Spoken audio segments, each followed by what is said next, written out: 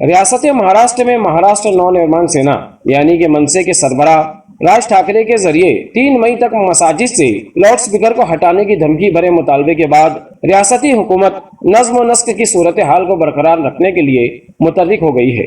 ریاستی وزارت داخلہ دلیپ ولسے پاٹل نے واضح کیا ہے کہ فرقہ وارانہ تشدد اور فساد برپا کرنے کی سازش کرنے والوں کے خلاف سخت کارروائی کی جائے گی۔ انہوں نے رمضان کے بعد ریاست میں کسی بھی طرح کے تشدد کے امکان کو خارج کر دیا ہے۔ وزیر داخلہ مہاراشٹر دلیپ ولسے پاٹل نے اپنے بیان میں کہا کہ اگر کوئی فرقہ وارانہ ہم آہنگی کو بگاڑنے کی کوشش کرتا ہے تو اس کے خلاف کارروائی ہوگی، خواہ وہ کسی بھی تنظیم یا سیاسی جماعت سے وابستہ کیوں نہ ہو۔ انہوں نے کہا کہ ریاست میں نظم و نسق کو برقرار رکھنے کے لیے پولیس الرٹ پر ہے۔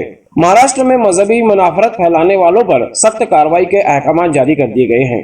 اس کے علاوہ لاؤڈ سپیکر کو لے کر ریاستی سرکار 1-2 دن میں سرکولر بھی جاری کر دے گی، نیز ریاست کے حالات پر مسلسل نظر بھی رکھے ہوئے ہے۔ وزیر داخلہ دلیپ ولسے پاٹل نے ریاست کے ڈی جی پی اور ممبئی کے پولیس کمشنر سے لاؤڈ سپیکر کے مسئلے پر میٹنگ کی اور صورتحال کا جائزہ لیا۔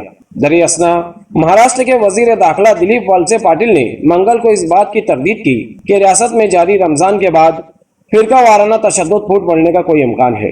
ایک سوال کے جواب میں پاٹل نے کہا کچھ پارٹیاں ریاست میں فرقہ وارانہ تقسیم پیدا کرنے کی کوشش کر رہی ہے۔ ریاست میں فساد کے بارے میں کوئی اطلاع نہیں ہے، تاہم پولیس صورتحال پر گہری نظر رکھے ہوئے ہے۔